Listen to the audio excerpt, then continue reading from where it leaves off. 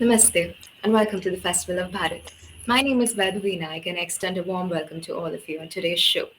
We are joined today by a very special young lady with a passion that brought her into Bharat and our culture from miles away. Join me in welcoming Sofya Kuharenok ji. Namaste Sophia ji. Hope you're doing well. Namaste. Sophia ji comes from the land of Bharat's closest allies, which is Russia. Her passion for the dance form Odissi brought her to Bharat. She trained at Vananath Kala Kendra in Vrindavan and continues to exhibit her exceptional skills as an Odissi dancer through her social media channels and also as a teacher.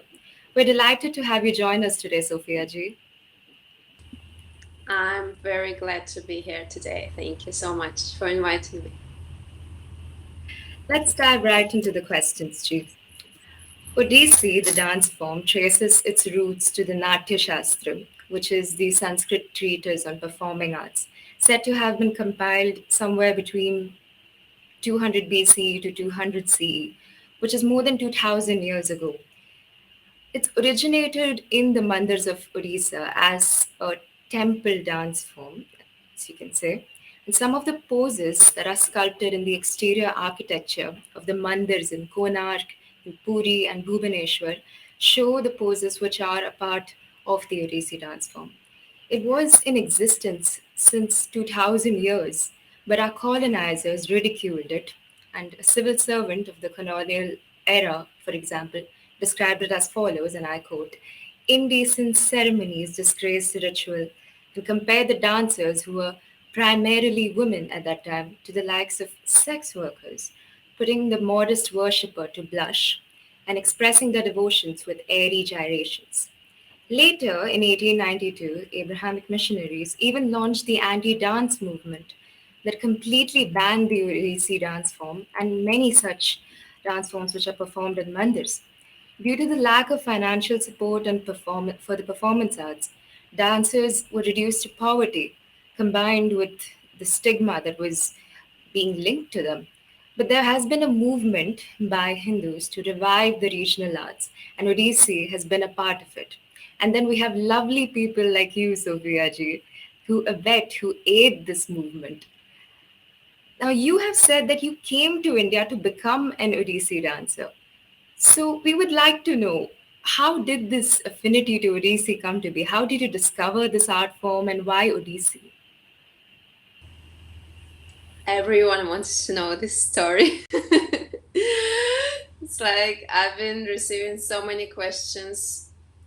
People have been asking me since forever. How did you end up doing Odissi? And that is a very unusual story because मेरा कोई interest नहीं था कभी भी. Like I never planned it, and I found out about Odissi accidentally. My mother, she used to attend some Odissi classes in Russia, and those people, they were amateurs, not professionals. They were just doing it for themselves, for God, just try something new. Like they learned a few moments somewhere in India, and they just brought it, and like a hobby, they used to do this. And I went with my mom, I think, to a yoga class, and, and I was just afraid to go home alone. So I told my mom, I'll just stay and watch. They were doing Odissi.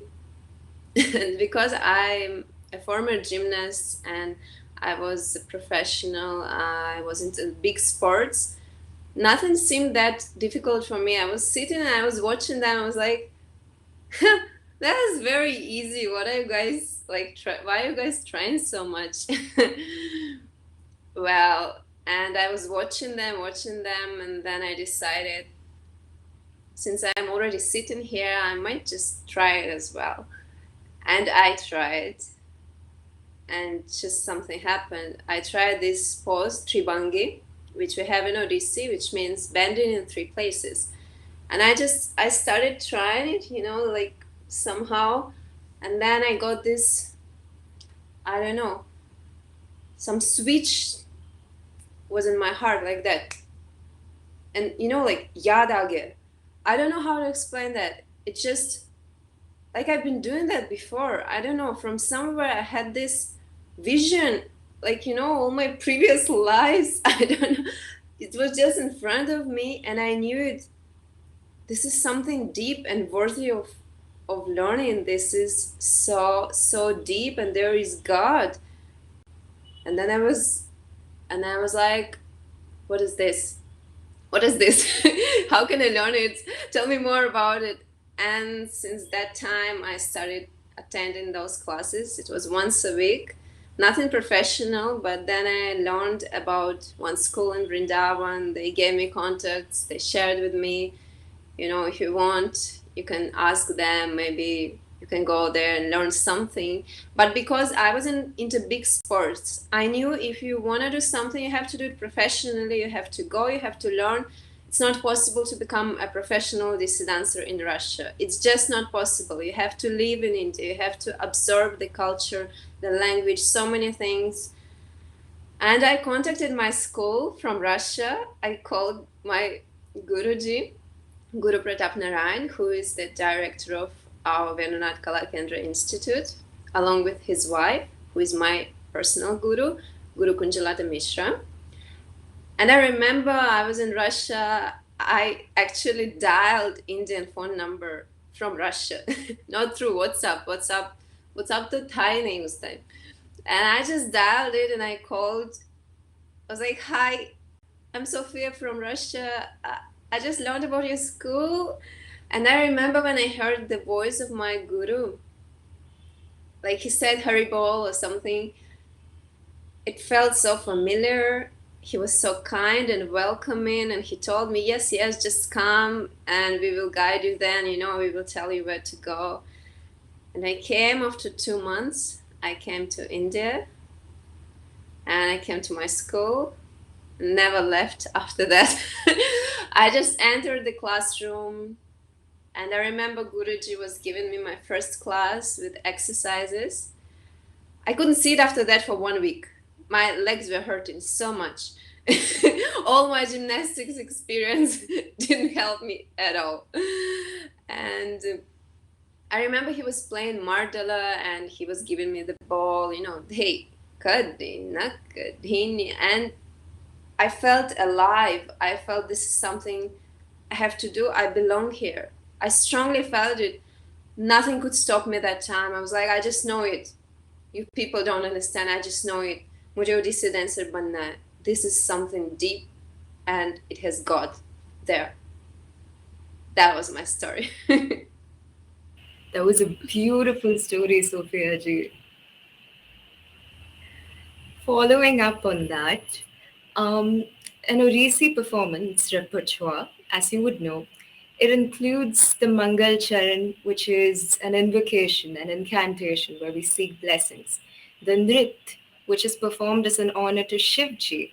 The Nritya, which enacts poetry or song, and is often based on Radha Krishna. The Natya, which depicts any event of our Indian theology. And finally, the most unique aspect, which is the moksha, which is unique only to Odissi, and it stands for freedom of the soul and spiritual release. Now, can you, Sophia ji, dive deeper into this repertoire and explain its significance? Yeah, of course. So we have 5 items in our repertoire: Mangal Charan, then Sthai, then Pallavi, Abhinaya, and Moksha. Mangal Charan is the beginning of your performance. This is where you ask for the blessings. This is where you glorify God. It can be any God. It can be Shiva, it can be Krishna, it can be Ganeshji. Basically, anyone to whom you are the most connected. Usually, we choose those items with the deities we are most connected to. Yes, and it has a prayer in it. It has Bhumi Pranam. We always offer our obeisances to Mother Earth because we step on Earth like that. So every time before we start our dance class or performance, we offer Bhumi Pranam. And Mangalacharan has this Bhumi Pranam. It has an entry with flowers. We offer flowers first. Then we do Bhumi Pranam. Then there is a prayer. And then there is technical part, which is called Shabdswarpat. And then we offer our pranams to God, to your guru, and to the audience.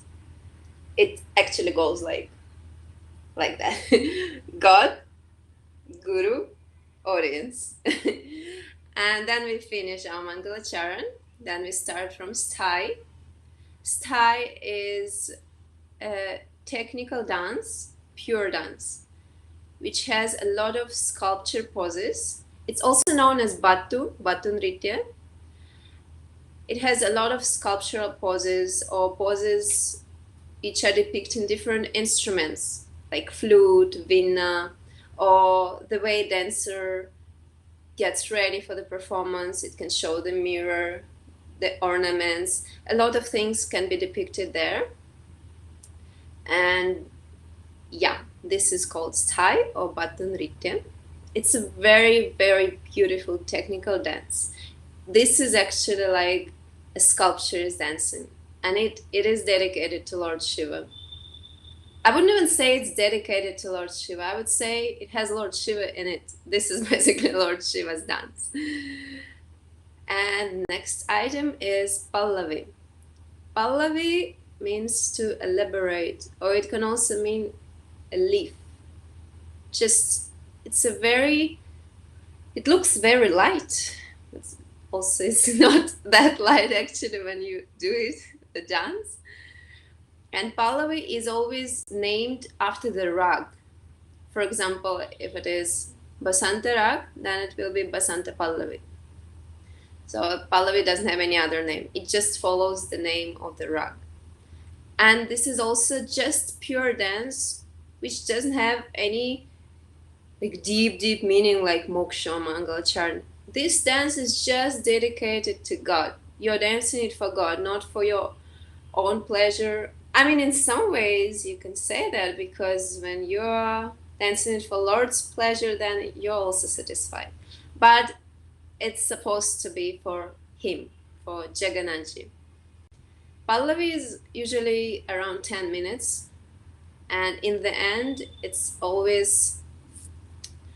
starts very slow, but towards the end, the speed is like Bharjata. And then we have Abhinay. Abhinay is drama, emotions, expressions. This is where we show different stories. Anything can be there. It can be about Radha Krishna. It also can be about, for example, some Ashtakam, like Shivashtakam or Suryashtakam. Basically different stories. It can be very powerful, like Lord Shiva stories, and it also can be very soft and shy, like young gopi who is in love with Krishna, who will be all shy. That there is plenty of Abhinaya. You can choose accordingly.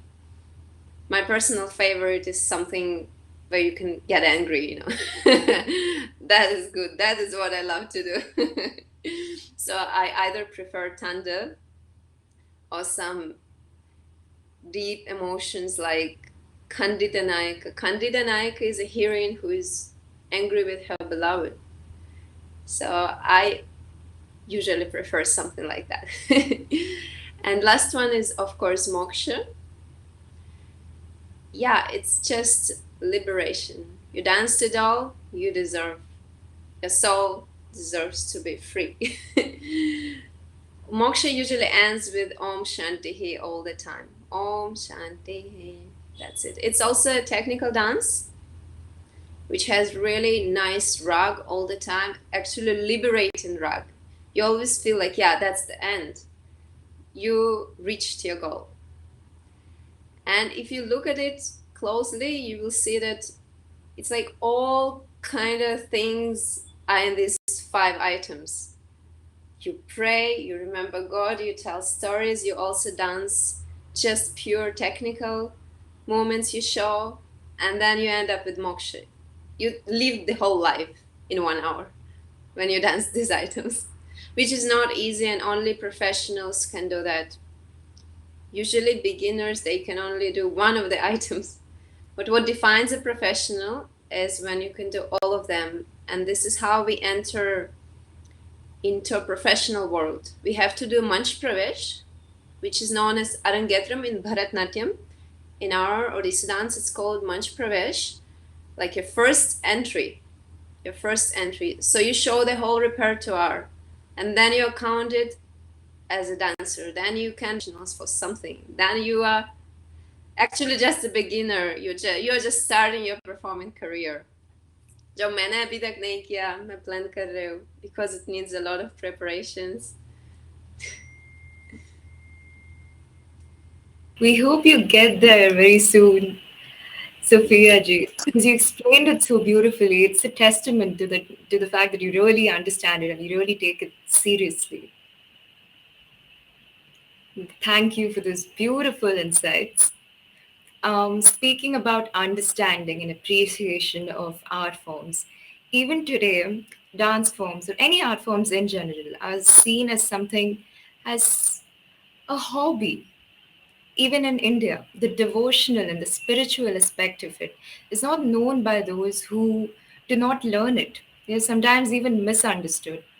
When this is the case amongst our people, there are outsiders, our guests like you, who try to participate, learn these art forms, but sometimes it's too elaborate for them to truly understand. We have seen, Sophia ji, on your Instagram that you describe each pose, each aspect of the shringar that you have on in your pictures. And it's an honor, I must say this, it's an honor to have people from outside of our civilization acknowledge it and truly attempt to understand it and appreciate it. And in your case, learn it and even pass it on, expand it to more people to understand. You have also been in some of the mandirs in Orissa, the Parshurameshwar Mandir, the Mukteshwar Mandir, and they are amongst the oldest mandirs in the state of Odisha. Now, from your experience, are there any aspects of Odissi or any lessons that have particularly influenced you in any way? Anything that has stayed with you? Anything that you keep with you all the time? It's easier to say, what don't I keep with you? Like with me. What don't I keep with me? Also, I like what you said about that I explain everything. तो मैंने सोचा मैं नहीं करूँगी, कौन करेगा? Someone has to do this. Someone has to promote the beauty and the richness of this. I don't want people to take it lightly. That's why I feel like it's my responsibility to explain to them what I am doing here. So, and back to your question. It was about Odissi experience. Well, honestly speaking, like, I don't know what's left from me, from that Sophia who lived in Russia, because now for me it's all about Odissi. When you're into something professionally, like just the amount of time we have to give from our sides, like मुझे शादी के बारे में सोचने का time नहीं मिलता है, because I don't know how to do this, because I want to give my exams. I want to give my master's exams in a couple of years. I'll need to do that. And the amount of theory, the amount of books, the amount of classes I have to take before I get somewhere, it's humongous. And after you are so much carried away by this, you cannot be normal again. You cannot just go back, because this is something that, it just like that. It's like a hook. You're there. You cannot unhook it. You're just here, like right here. You cannot. Everything affected me. And when I was in audition, Bhubaneswar and Mukteshwar, I watched all the sculptures and I was trying to feel that mood. I was trying to imitate those sculptures in a good way, just for my for my future studies or exams. And the whole experience is, I cannot describe it. It's like I'm speechless when it comes to that, because it takes me somewhere to that world, which is full of dance, music, there is no sorrow, everything is divine. And yeah, I'm having a difficulty answering this question because I actually don't know what's left from me besides Odissi. This is me. I'm an Odissi dancer. I cannot define myself in any other way now. It's beautifully put. That's beautifully put. I myself am a student, fully a student of Indian classical music, and I can agree. I agree to you, and I agree with you on that. It's so relatable what the arts do to you, what color does to you once you embark on that journey. Truly changes you from within. Now, Sophia ji, you are from Russia, and Russia and India go way back, not only because of the fact that Russia has been our ally since the 1950s, but there are also some links in our languages. Both Sanskrit and Russian have been found to be very similar to each other. These two cultures, these two countries, they have links with each other, and there are now two nations that have remained united with this unconditional bond. And it's individuals like you, Sophia ji, that exemplify these relations and the thing that you do. We are truly grateful for you. We are truly grateful that you are helping us. You're helping the art to be revived so that more and more people learn about it, more and more people are affected by it positively, and more people appreciate it. What you do is exceptional, and we are grateful to you for that. Sophia ji, it's been a delight to have you with us today. And we would like to have you with us again some other time to share your insights. We hope the best to you on your journey as a dancer. We hope you achieve the goals that you are seeking. And for now, we are going to have to let you go. Namaste. Thank you so much for having me here. It was a delight for me to share my experience. Also, if I might just take 10 more seconds, when you said about our cultures being in some way, similar, I just figured when I was learning Hindi, there were so many words that in Russian are the same, just sanduk, in Hindi. We say in Russian sunduk, it means the same. And I was surprised, and so many links like that. This is really amusing. That's it. That's all I wanted to say. Just a funny note. Thank you so much. Namaste. Namaste.